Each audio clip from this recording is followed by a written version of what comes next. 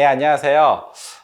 저희가 더 오프닝 개원 세미나를 통해서 개원하는 원장님들을 많이 만나고 있는데요. 아마 지금 아라캐스트를 통해서는 거의 온라인에서 같이 참여해서 이렇게 서로 증문즉답 하듯이 얘기하는 영상은 아마 못 보셨을 것 같은데요. 정말 개원하는 원장님들이 궁금해하는 것들을 제가 좀 대답하고 어떻게 하면 좋을지를 나누는 시간을 좀 가져볼까 합니다. 원장님 안녕하세요. 안녕하세요. 네.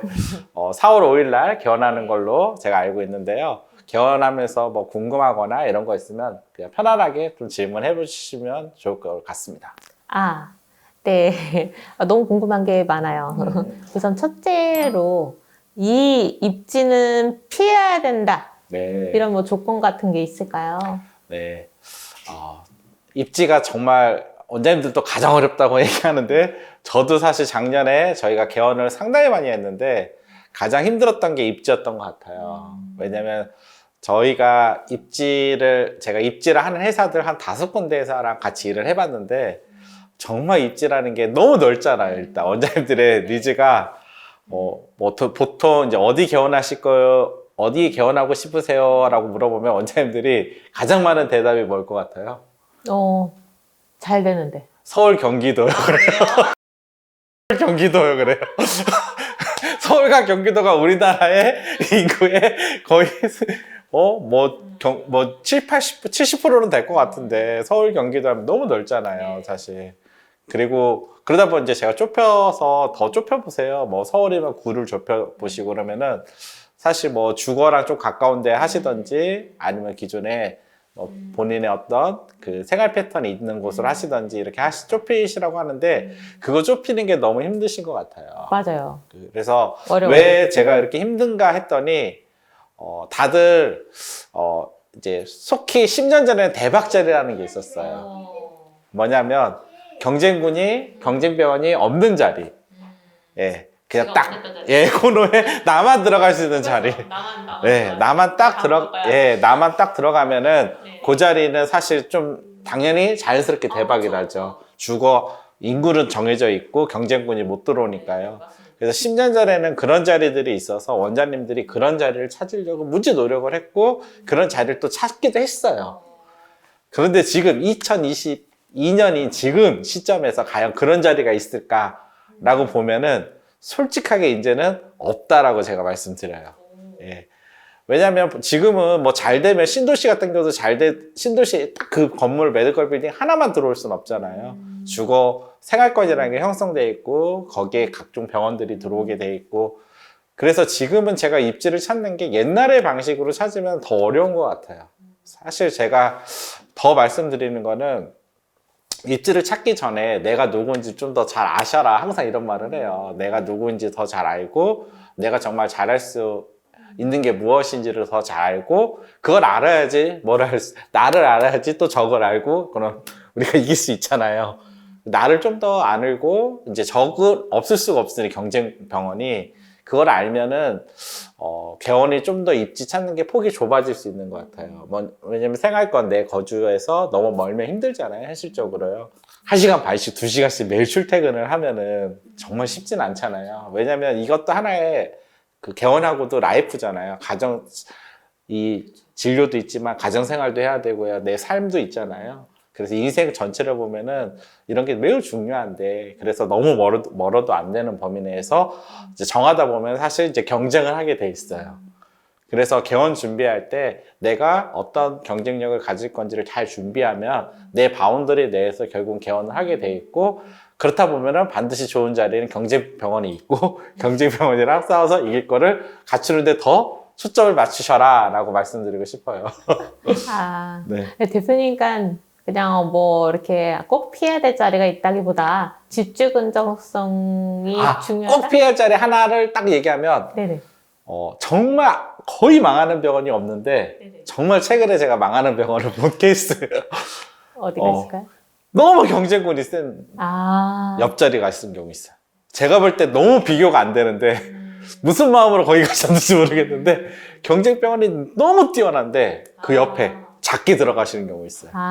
그럴 경우는 정말 저는 그거는 피하라고 말씀드려요. 뭐 입지를 얘기하시는데 저는 막 이거보다 정말 경쟁군이 센 옆에는 크게 들어가야 되나? 근데 경쟁 병원보다 내가 싸워서 경쟁에서 이길 자신 있으면 더 크게 들어갈 수 있죠. 그런데 되게 간과하는 게 사실 기존의 브랜드 잡은 병원들은 그냥 잡은 건 아니잖아요. 많은 시간 노력해서 브랜드를 잡았잖아요. 네. 그래서 개원하는 원장님들 제가 항상 말씀드리는 게 기존의 병원들을 되게 쉽게 여기는 경우가 있어요. 우습게. 근데 기존의 병원, 우리 전쟁의 전략에도요, 후발주자가 선발주자를 이기려면 이 N승배의 전략이 있어야 돼요. 전력이. 그 얘기는 우울하네요. 후발주자, 실제 선발주자를 이긴다는 게 쉽지 않은 거거든요. 그렇죠. 그러니까 기존에 자리 잡고 있는 병원들은 많은 노력을 한 거예요. 많은 시간 브랜드를 만들기 위해서. 그래서 이걸 이기려면은 사실 상당히 많은 나의 어떤 초심과 노력이 필요한 거거든요. 이제 사실 현재 그런 관점에서 이제 시장을 딱 경쟁 상대를 봐야 되는데 너무 쉽게 생각했다가 들어갔다가 정말 깨지는 경우가 최근에 본 경우예요. 그래서 사실 제가 옮기라고 그랬어요. 그 원장님은. 한 6개월 됐는데 연락이 왔는데 주위에 너무 강자들인데 조그맣게 들어가 있어서 아 이거는 좀 힘들겠다. 뭔가 작은 니치를 찾아서 이쪽이 못하는 걸 해내야 되는데 이쪽이 요즘 다 하잖아요. 그래서 그때 제가 한번 옮기라고 한 적이 있는 것 같습니다. 그 자리는 제가 꼭 피하라고 말씀드리고 싶어요. 그럼 그런 것도 도와주시는 거죠? 그 있는지 없는지를 알 수가 없잖아요. 아니면 발품을 너무 많이 팔아야 돼가지고. 그쵸. 저희가 뭐 경쟁병원군에 대한 분석도 하지만 실제 뭐 모든 입지를 다 분석할 수는 없잖아요. 원장님들이 발품을 안 팔 수는 없어요. 제가 입지하실 때는 그래서 제가 한 3개월 정도는 저는 그럼 어느 정도 발품을 제가 팔아야 되나요? 라고 하면은 마음속에서 이 정도만 보면 이 정도 봤으면 됐지라는 생각이 들 때가 있다라고 제가 얘기를 해요. 내가 이 정도 봤으면 됐지. 딱 그 말을 하세요. 정말 한 3개월 열심히 거의 쉬는 뭐 일주일에 2-3번씩 계속 보시면요. 한 3개월 지나면 와서 이 정도는 된 것 같습니다. 왜냐면 후회를 남기지 말아야 되잖아요. 예, 그래서 적어도 인생에 되게 중요한 일이잖아요. 입지를 개원을 한다는 거는. 그래서 저는 그 정도 발품은 한번 팔아야 된다라고 말씀을 드립니다. 저는 그냥 들어갔는데요. 얘기해 주세요, 대표님. 그럼 어떻게 이제, 된 거죠? 이런 경우죠. 네네. 이제 이런 메디컬 컨설팅 전문가들이 또 입지를 미리 분석해놓은 많지는 않죠. 이런 자리가 있을 수도 있죠. 그런 자리는 미리 다 검토를 하고 전략을 갖고 있고 이런 자리는 들어갈 수 있는데 그런 자리는 사실 많지는 않죠. 많지는 않지만 있다고 하십니다. 대부분은 사실 일반 지역에서 나온 자리에 들어가야 되는 거니까 그런 제가 아까 말씀드린 부분에 검토가 필요하다고 할 수 있겠습니다. 또 궁금한 게 어떤 게 있어요? 또 있어요. 그 입지에 따라서 제가 알기로는 이제 어떤 뭐 어디에 설립했냐에 따라서 이제 강점으로 둬야 되는 치료가 조금 다른데 네네. 네. 좀 이렇게 과별로 네네. 여기는 어디 이렇게 좀 간단하게 설명해 주실 수 있는지. 크게 이제 뭐 우리가 정형 계열만 해도 통증 정형 계열만 해도 이제 서울로 기준으로 했을 때 강북과 강남이 다르잖아요. 이제 소득 수준에 따라 우리가 요즘 이제 통증 계열에서 어떤 추세가 주사 치료라든지 프롤로 치료라든지 도수 치료를 하잖아요. 어떻게 보면 다 비급여 영역이지 않습니까? 근데 비급여 영역이라는 건 다 보험이 있다고 그래도 실제 사람이 느끼는 체감은 달라요. 왜냐면 어차피 보험이지만 이거 뭐 쓰면 되잖아요 하지만 실제 내 소득에 따라 그 비급여 보험을 쓰는 거는 실비라고 해도 실제 다릅니다. 그거에 대해 이해가 좀 필요해요. 그럴 경우는 사실 강남에 좀 소득 수준이 좋은 지역은 당연히 내가 아픈데 내가 이거를 치료받고 내가 하는데 돈 쓰는 부분과 이제 소득 수준이 이제 좀 낮은 데서 쓰는 거는 좀 다르죠. 그래서 통증 계열도 저는 강남과 강북은 비급여 영역의 차이가 좀 많이 납니다. 제가 이제 데이터로 봤을 때 한 2배 정도 나는 것 같아요. 그리고 이제 우리가 안과 같은 경우는 수술 베이스 안과들이 사실 거의 강남에 몰려 있잖아요. 백내장 수술병원이. 그런 경우는 이제 소비자들이 어쨌든 강남에 있는 백내장 안과들이 마케팅을 너무 열심히 하잖아요. 그러다 보니까 강남과 성형외과랑 같은 거죠. 강남권에 몰려있는 부분이 있는 거고, 근데 저는 그 부분은 오히려 성형 같은 경우는 존이 형성되잖아요. 그래서 우리가 신사, 뭐 압구정, 성형거리 이런 뭔가 소비자 인식의 브랜딩이 확실히 돼 있는데 안과는 저는 사실 그렇지는 않다라고 봐요. 예, 그래서 오히려 지역에 강자 안과들이 다 있거든요. 동네 지역 강자 안과가 되면은 충분히 수술을 가져올 수 있는, 그리고 관리와 되게 연결돼요. 그러니까 뭐냐면 수술 한번 딱 끝나고 끝나는 게 아니라 대부분 안과 질환은 계속 지속적 관리하는 부분과 연동되기 때문에 지역에 좀 강자 안과가 된다고 하면은 충분히 수술 베이스를 잘 가져갈 수 있겠다라는 생각을 하고요. 그리고 뭐 소아과, 요즘 이제 소아과, 내과, 이비인후과 계열이 사실 요즘 개원하기 가장 힘들어요. 코로나의 영향을 유일하게 받은 과라고 저는 봐요. 엊그저께 그 데이터에도 사실 병원이 매출이 거의 안 줄었다라고 나오는데, 사실 이제 줄은 과가 사실 이제 호흡기 쪽 계열인데, 호흡기는 저도 요즘은 개원하는 거에 대해서 적극적이진 않아요. 오히려 이제 그래도 개원하겠다고 오시면은 좀 더 수술 베이스까지 넣어서 규모를 갖추고 오히려 기존에 보다 더 파워풀하게 브랜드를 만드는 거 아니면은, 기존 베이스는 어차피 환자가 지금 이렇게 줄어든 상태에서 좀 고민을 해야 되겠다라는 생각을 하고요. 이제 전체 우리가 인구나 전체 어떤 그 이제 컨설팅을 얘기할 때 우리가 산부터 얘기하는데, 산적인 개념에서 제가 말씀드리면 우리나라 인구가 이제 줄기 시작했습니다.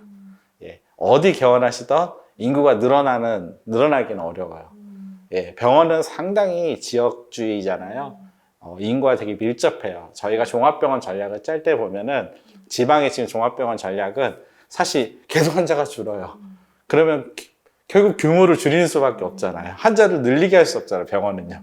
그러니까 사실 현재 우리가 처한 전반적인 어떤 산적인 개념에서는 인구가 줄기 시작했고 환자가 줄기 시작했고, 그나마 10년 동안 시니어군 환자들이 늘었기 때문에 시니어 관련된 진료과들이 많이 성장했어요. 뭐 정형도 그렇고 수술, 뭐 안과 다 성장했잖아요, 요양병원. 근데 실제 시니어 고객분들도 이제 줄기 시작했다고 보거든요. 그랬을 때 지금부터는 이제 좀 더 전체 10년을 봤을 때는 저는 생각이 좀 달라져야 된다고 생각을 해요.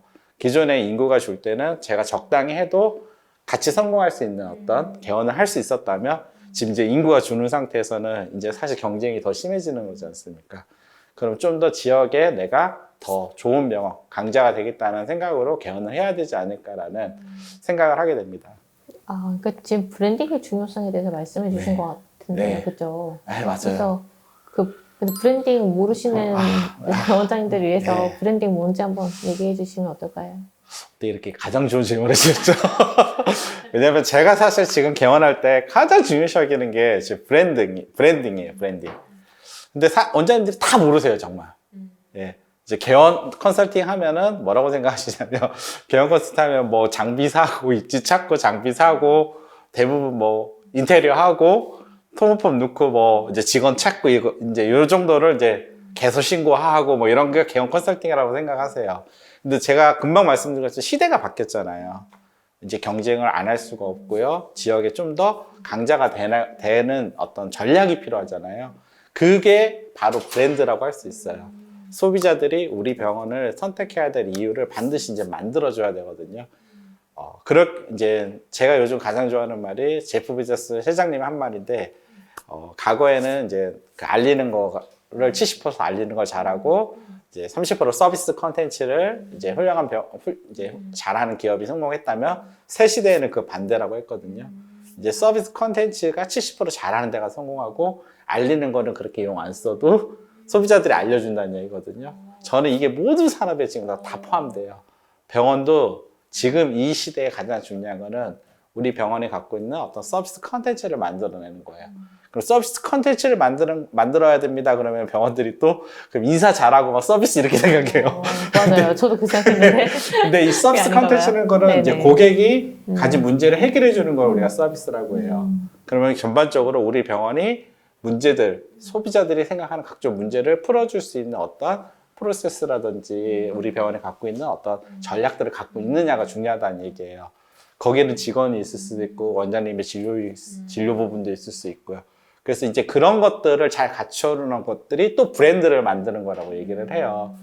그래서 사실 지금은 개원을 하실 때 내가 우리 병원이 어떤 브랜드를 만들 건지에 대한 인식을 하시고 그런 컨텐츠를 만들어낸다면은 사실 확실히 소비자들이 우리 병원을 선택해 줄 거고, 그러면 이제 아무래도 성공할 수 있겠죠.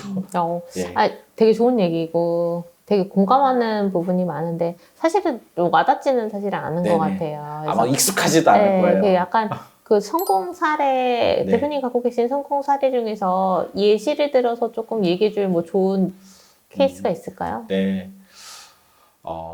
사실 작년에 이제 개원을 많이 했는데 작년에 한 병원들은 전부 다 이제 브랜드 작업을 해줘서 저희가 작년에 브랜드 작업한 병원이 20개 정도가 넘어요. 한 거의 30개 정도는 되는 것 같은데 되게 어려운 시기였잖아요, 작년이요. 그렇죠, 어렵죠. 근데 개원한 병원 중에 지금 힘든 병원이 한 군데도 없어요. 아, 진짜요? 네, 다 잘 돼요. 그 중에 50%는 속기 대박이라는 게 났는데요. 그게 아마 이제 브랜드라는 거를 잘 쪄줬었기 때문일 거예요. 그래서 그 원장님에 맞는, 그리고 원장님마다 각자 이제 갖고 있는 어떤 그 이제 강점이 달라요. 그 장점을 잘 발굴해주고, 또 원장님이 만들려는 어떤 병원에서 장점을 잘 찾아주고, 치료를 잘 찾아주고, 이런 것들을 통해서, 그리고 서비스도 또 차별화를 찾아주고요. 그래서 대박이 난 케이스들이 많아요. 그래서 뭐 치과 같은 경우 사실 강자 치과들이 있어서 우리가 모든 1번 첫 번째 고객부터 양치하는 법을 알려주고 시술 선물로 줬는데 정말 한 2달 만에 지역사회에 다 소문이 나서 대박 난 케이스도 있고, 정형외과 같은 경우도 서비스 베이스에서 좀 호텔료를 뽑아서 같이 있기 서비스를 줬는데 그 또한 소문이 빨라서 한 2개월 만에 엄청 뭐 매출 거의 2억 넘게 찍고 그렇게 간 정형외과도 있고, 이런 것들이 각 요소 하나하나에서 어떤 브랜드 작업을 해서 어떤 차별화된 어떤 강점을 만들었기 때문에 가능했던 것 같습니다. 그렇군요. 차별점을 찾기가 사실은 말이 쉽지 좀 어려운 것 같아요. 원장님들하고 네. 정말 많이 얘기를 해야 되고요. 인터뷰하고 계속 나누면서 찾게 됩니다. 네, 오늘 우리 그 이수지 원장님이랑 좀 개원에 대해서 얘기를 했는데요. 더 많은 얘기를 뭐 궁금한 거 많을 텐데요. 네, 맞습니다. 2부 때 그거는 또 한번 얘기를 나누도록 하고요. 1부는 저희가 여기서 마치도록 하겠습니다. 아직 궁금점을 못 풀었습니다. 네, 그 마케팅이나 이런 건 또 2부 네, 때 한번 나누시죠. 네, 그렇습니다. 네, 수고하셨습니다. 네.